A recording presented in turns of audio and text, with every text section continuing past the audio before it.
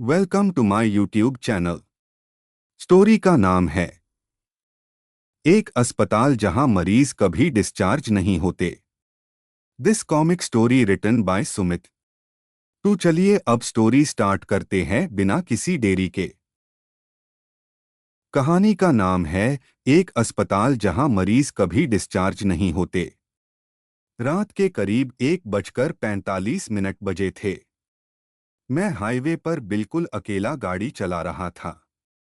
बारिश इतनी तेज थी कि वाइपर भी जैसे हार मान चुके थे। तभी अचानक मेरी गाड़ी बंद हो गई। फोन की बैटरी खत्म। नेटवर्क बिल्कुल गायब। दूर अंधेरे में मुझे एक इमारत दिखाई दी। एक अस्पताल। मुझे अजीब लगा क्योंकि उस इलाके में कोई अस्पताल होना ही नहीं चाहिए था। लेकिन मजबूरी थी, इसलिए मैं धीरे धीरे उसकी तरफ बढ़ने लगा। जैसे ही मैं गेट के पास पहुंचा, वह अपने आप क्रीक की आवाज के साथ खुल गया। अंदर कदम रखते ही एक ठंडी हवा मेरी हड्डियों तक उतर गई। रिसेप्शन पर एक आदमी बैठा था, सफेद कोट में। देखने में डॉक्टर लग रहा था, लेकिन उसकी त्वचा अजीब तरह से सफेद थी, जैसे उसने कभी धूप देखी ही न हो। उसने मेरी तरफ देखे बिना कहा, लेट हो गए आप। मैं चौंक गया, आप मुझे जानते हैं? वह हल्का सा मुस्कुराया, यहाँ आने वाले सब लोग एक्सपेक्टेड होते हैं। उसने बिना पूछे एक फॉर्म भरना शुरू कर दिया, नाम, उम्र, सब सही। जैसे उसे मेरे बारे में सब कुछ पता हो। आपको एडमिट करना पड़ेगा, उसने ठंडी आवाज में कहा। लेकिन मुझे कुछ हुआ ही नहीं। यहाँ आने के बाद सबको हो जाता है। उसकी आंखें बिल्कुल खाली थीं। मुझे एक वार्ड में ले जाया गया। वहाँ कई बेड्स थे और उन पर मरीज लेटे हुए थे। लेकिन एक बात बहुत अजीब थी, कोई हिल नहीं रहा था। किसी की सांस चलती हुई नहीं दिख रही थी। फिर भी मुझे साफ महसूस हो रहा था कि सब मुझे देख रहे हैं। मैं एक बेड पर बैठ गया। तभी मेरे पास वाली औरत ने धीरे धीरे अपनी गर्दन मेरी तरफ घुमाई, क्रैक की आवाज के साथ। उसकी आंखें पूरी काली थीं। तुम नए हो? उसने फुसफुसाते हुए पूछा। मैं डरते हुए बोला, हाँ। कितने दिन के लिए आए हो? मुझे नहीं पता। सुबह तक चला जाऊंगा।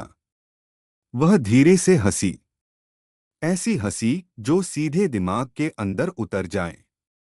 यहाँ कोई सुबह नहीं होती। मेरा गला सूख गया। क्या मतलब? उसने मेरी आंखों में देखते हुए कहा, यहाँ समय रुक जाता है। और हम भी। तभी वार्ड की लाइट्स एक बार झपकीं और अचानक सभी मरीज एक साथ सीधा बैठ गए। सब एक साथ। और सबने एक ही लाइन बोली, डॉक्टर राउंड्स पर आ रहे हैं। दरवाजा धीरे धीरे खुला। वही डॉक्टर अंदर आया। लेकिन अब वह डॉक्टर जैसा नहीं लग रहा था। उसका चेहरा पिघल रहा था, जैसे कोई नकाब हो। नीचे से एक और चेहरा दिख रहा था, सड़ा हुआ, आंखें बाहर निकली हुई। डिस्चार्ज का समय हो गया, उसने घूरती हुई आवाज में कहा। मैंने राहत की सांस ली। तो क्या मैं जा सकता हूं? वह मेरे पास आया, इतना पास कि मुझे उसकी सांस की बदबू महसूस होने लगी। फिर वह मेरे कान के पास झुककर बोला, यहां डिस्चार्ज होने का मतलब शरीर छोड़ देना होता है। उसने मेरा हाथ पकड़ लिया। उसकी पकड़ बर्फ जैसी ठंडी थी।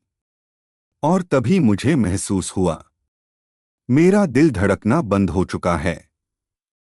मैं चिल्लाना चाहता था, लेकिन आवाज नहीं निकली। मेरी आंखों के सामने सब अंधेरा छा गया। जब मैंने दोबारा आंखें खोलीं, मैं एक बेड पर पड़ा था, हिल नहीं पा रहा था। मेरे सामने एक नया लड़का खड़ा था, डरा हुआ। उसने मुझसे पूछा, भाई, ये कौन सा अस्पताल है? मैं बोलना नहीं चाहता था, लेकिन मेरी गर्दन अपने आप उसकी तरफ मुड़ी। क्रैक। और मेरे मुंह से वही शब्द निकले, तुम नए हो।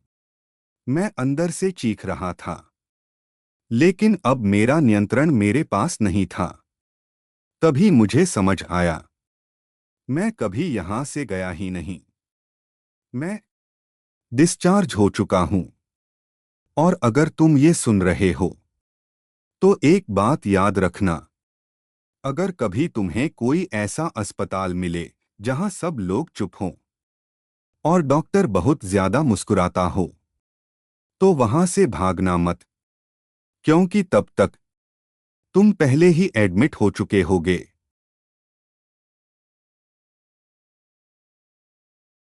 Thanks for watching my comic story. Please subscribe my YouTube channel. Also share this comic story with your friends family. This is my first comic story. Give me your suggestion. Also need your support. You can also tell me which types for comic story you want to listen.